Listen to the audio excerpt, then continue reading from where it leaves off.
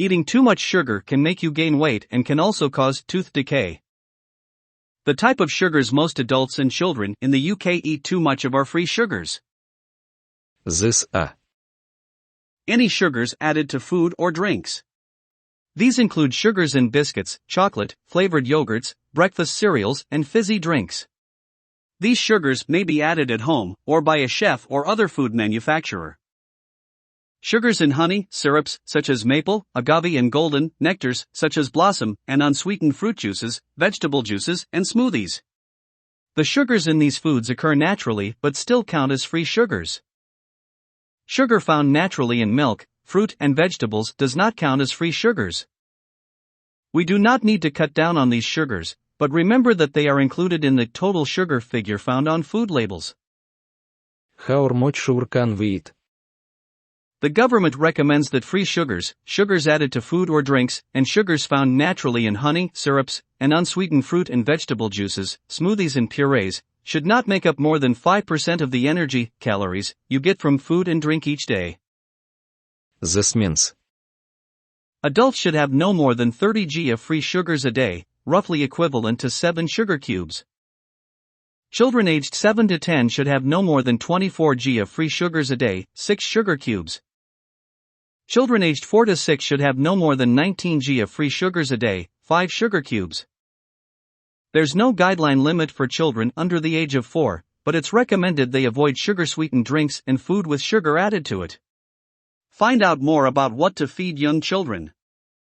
Free sugars are found in foods such as sweets, cakes, biscuits, chocolate, and some fizzy drinks and juice drinks. These are the sugary foods we should cut down on. For example, a can of cola can have as much as 9 cubes of sugar, more than the recommended daily limit for adults. Sugars also occur naturally in foods such as fruit, vegetables, and milk, but we do not need to cut down on these types of sugars.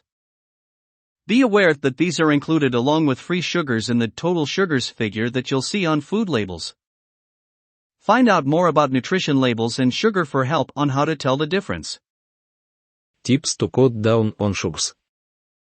For a healthy, balanced diet, cut down on food and drinks containing free sugars. These tips can help you to cut down. Reducing sugar in drinks. Instead of sugary fizzy drinks or sugary squash, go for water, lower-fat milk, or sugar-free, diet or no added sugar drinks. While the amount of sugar in whole and lower-fat milk is the same, choosing lower-fat milk reduces your saturated fat intake. Even unsweetened fruit juices and smoothies are sugary, so limit the amount you have to no more than 150 milliliters a day. If you prefer fizzy drinks, try diluting no added sugar squash with sparkling water. If you take sugar in hot drinks or add sugar to your breakfast cereal, gradually reduce the amount until you can cut it out altogether. Alternatively, switch to a sweetener. The NHS Change 4 Life website has more tips to help you cut back on sugary drinks. Reducing sugar in food. Rather than spreading high-sugar jam, marmalade, syrup, chocolate spread or honey on your toast, try a lower-fat spread, reduced sugar jam or fruit spread, sliced banana or lower-fat cream cheese instead. Check nutrition labels to help you pick the foods with less added sugar, or go for the reduced or lower sugar version. Try reducing the sugar you use in your recipes. It works for most things except jam, meringues, and ice cream. Choose tins of fruit in juice rather than syrup. Choose unsweetened whole grain breakfast cereals that are not frosted or coated with chocolate or honey. Choose unsweetened cereal and try adding some fruit for sweetness, which will contribute to your 5-a-day. Sliced bananas, dried fruit, and berries are all good options. The Food Scanner app from Change 4 Life can help you check how much sugar you or your child is having. Using your smartphone, the app can scan the barcode on food packets to find out exactly how much sugar is in it. Get it on the App Store and Google Play. Find more ways of cutting sugar out of your diet. Nutrition labels and sugars. Look at information on nutrition labels and ingredients lists to help reduce your intake of free sugars. Nutrition information can be presented in different ways, including on the front and the back of packs. Labels on the back of packaging.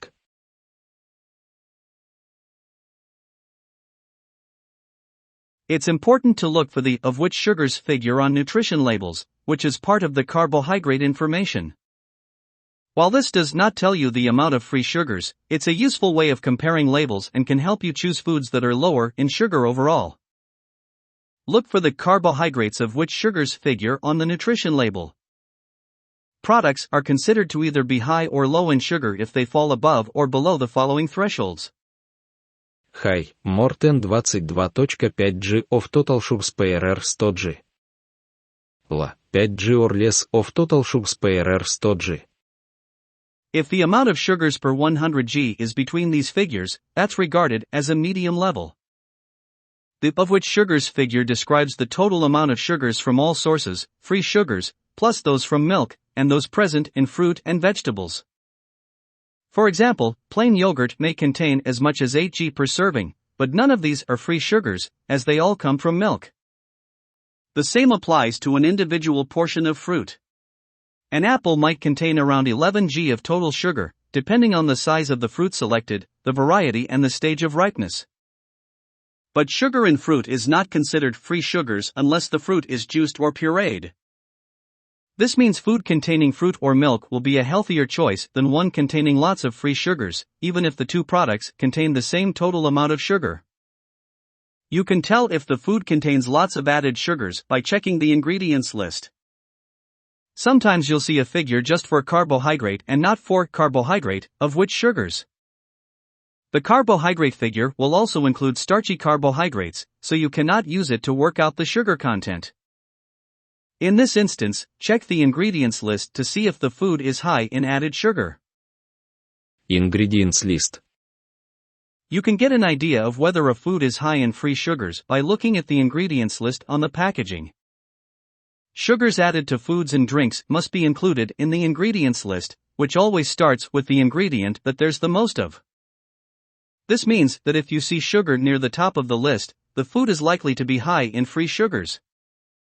Watch out for other words used to describe the sugars added to food and drinks, such as cane sugar, honey, brown sugar, high fructose corn syrup, fruit juice concentrate/purees, corn syrup, fructose, sucrose, glucose, crystalline sucrose, nectars such as blossom, maple and agave syrups, dextrose, maltose, molasses and treacle.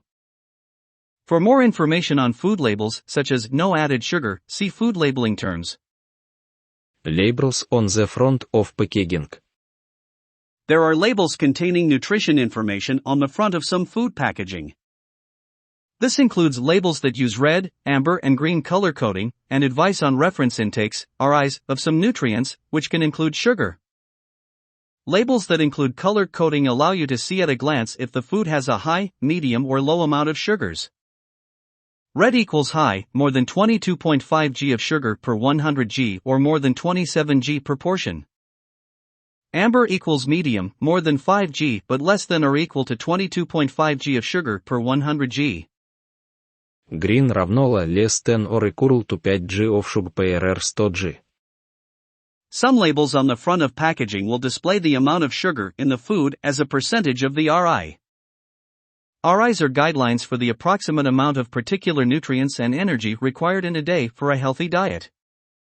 The reference intake for total sugars is 90 g a day, which includes 30 g of free sugars. For more information, see food labels. Weight and sugar.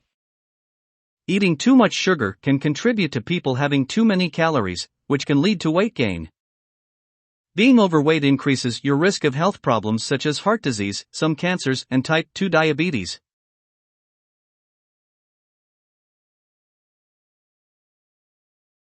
For a healthy, balanced diet, we should get most of our calories from other kinds of foods, such as starchy foods, whole grain where possible, and fruits and vegetables, and only eat foods high in free sugars occasionally or not at all.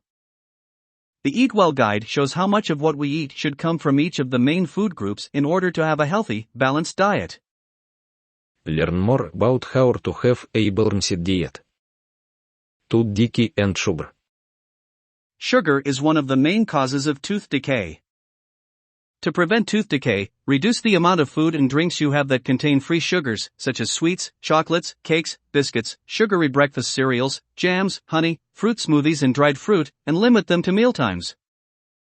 The sugars found naturally in fruit and vegetables are less likely to cause tooth decay, because they're contained within the structure.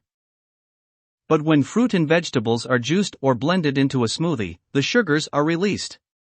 Once released, these sugars can damage teeth. Limit the amount of fruit juice and smoothies you drink to a maximum of 150 milliliters, a small glass, in total per day, and drink it with meals to reduce the risk of tooth decay. Squashes sweetened with sugar, fizzy drinks, soft drinks and juice drinks have no place in a child's daily diet. If you're looking after children, swap any sugary drinks for water, lower-fat milk or sugar-free drinks. Dried fruit and your teeth. It's better for your teeth to eat dried fruit as part of a meal, such as added to your breakfast cereal, tagines and stews, or as part of a healthy dessert, a baked apple with raisins, for example, and not as a between-meal snack.